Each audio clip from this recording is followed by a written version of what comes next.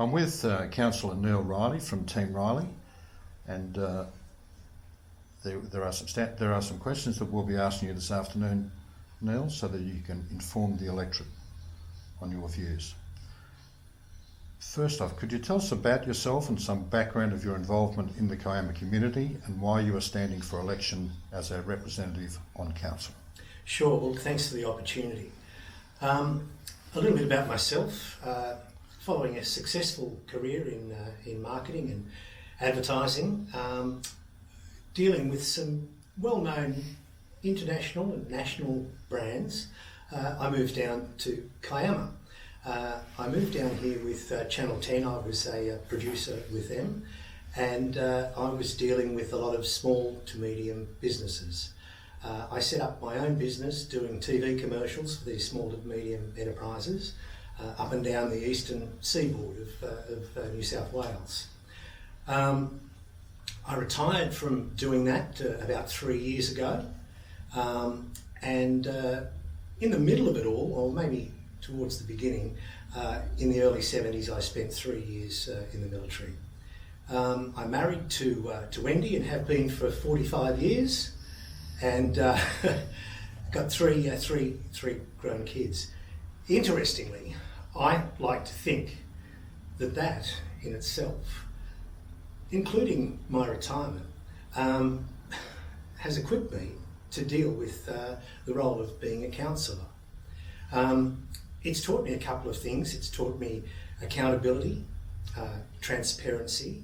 My retirement has given me a good time commitment, and I'm dedicated to the job. It's given me an opportunity to effectively deliver on strategic ideas. Strength of character, I like to think that came from the time in the army. A responsibility to deal with what needed to be done, but with other people's funds. And again, that comes back to the accountability. An ability to communicate well, that was all part of the job and part of the role of councillor.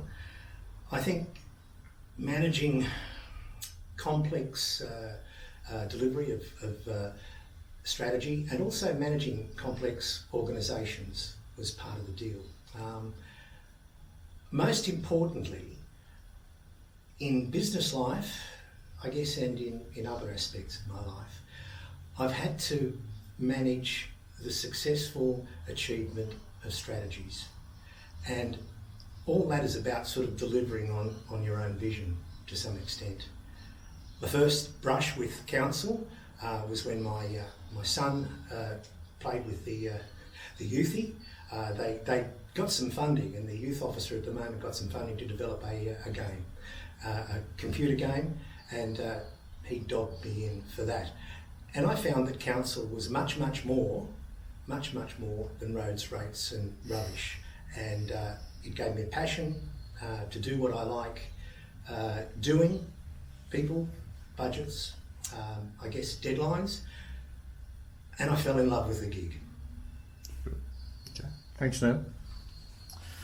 One of the biggest issues for the Kiama local government area is the tension between urban development and economic growth versus the preservation of green space and the character and heritage of Kiama.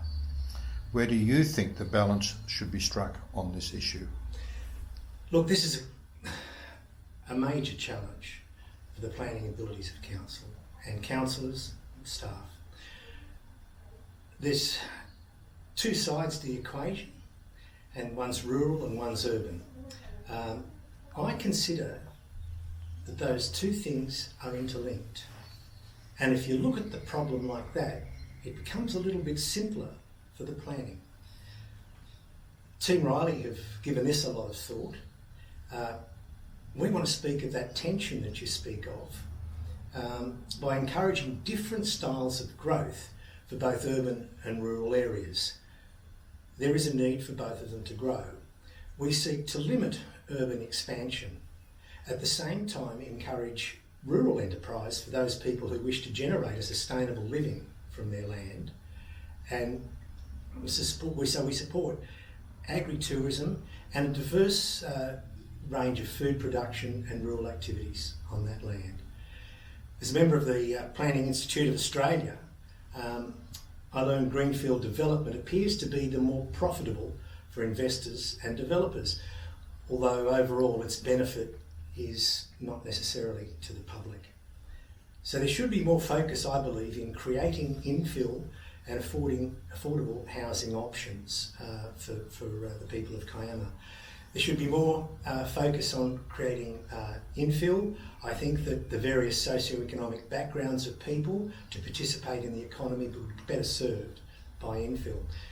So economically, societally, and from a good planning perspective, I think we need more residents. If we do, they tell us the population of Australia is growing.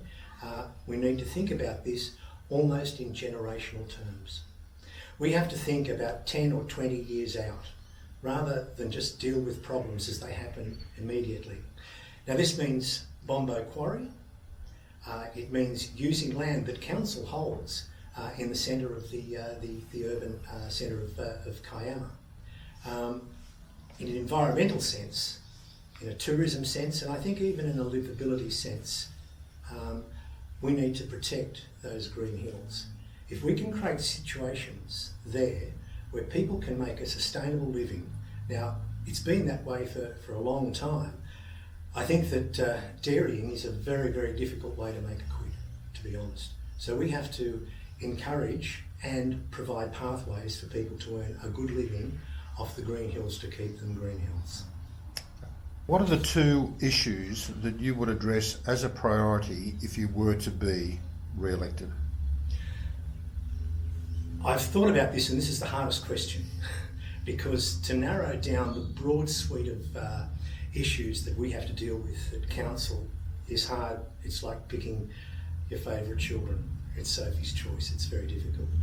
So I've chosen to answer this question in this way, to say that innovation and collaboration are the ways that I'd like to go about achieving what I want to achieve. So they're the two things. Innovation is the specific instrument of a good council, I believe. The act that uses resources with a new capacity to create a better community. It means giving, and a single example might be money that's earned from our waste management area, turning that money back into the community to have, I guess, 2 curbside collections in a given financial year.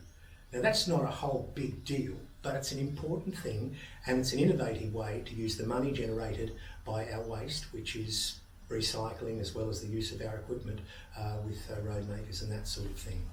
I like to think that collaboration is kind of interesting and very, very important for council as well. Collaboration between councillors themselves, councillors and staff, and I think council and the community, which is the boss. We have to think of the community as the boss.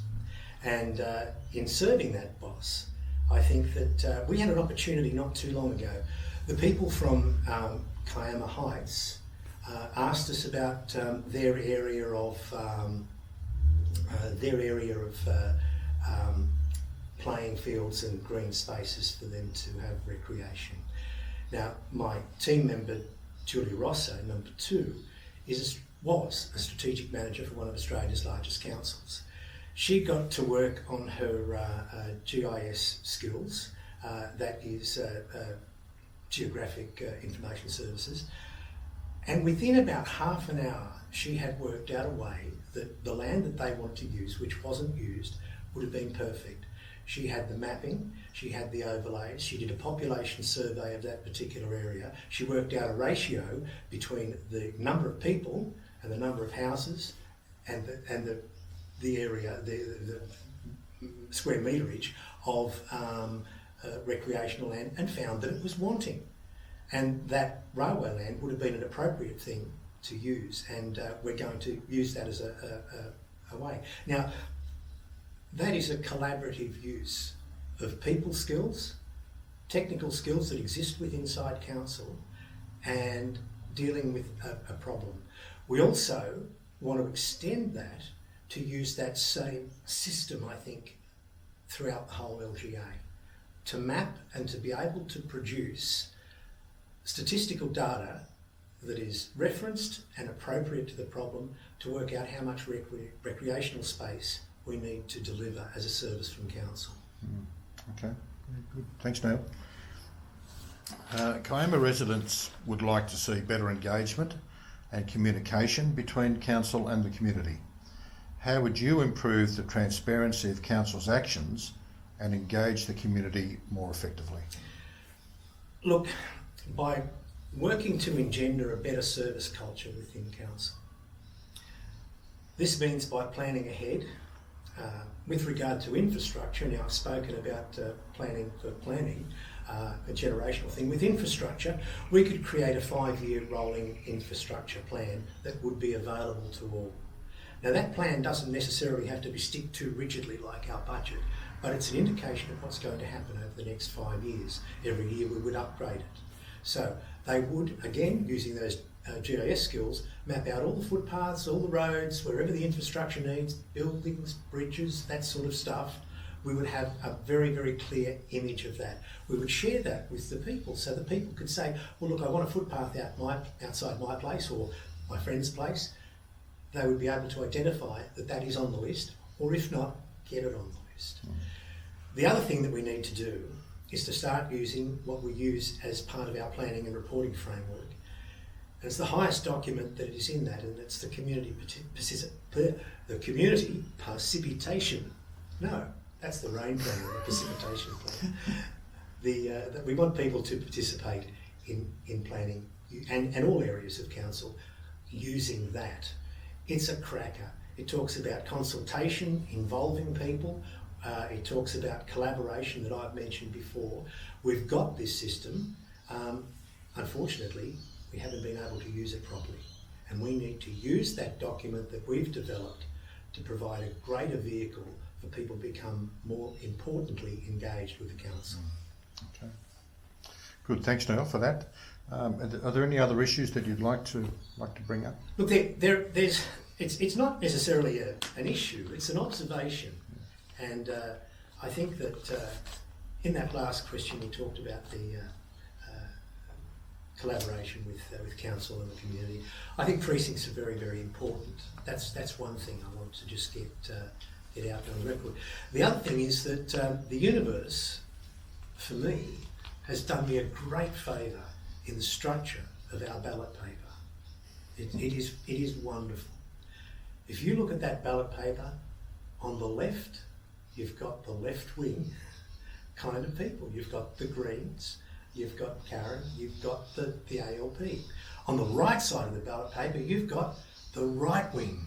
You've got the Steeles, you've got the Browns, and you've got the Croxford right there in the right wing.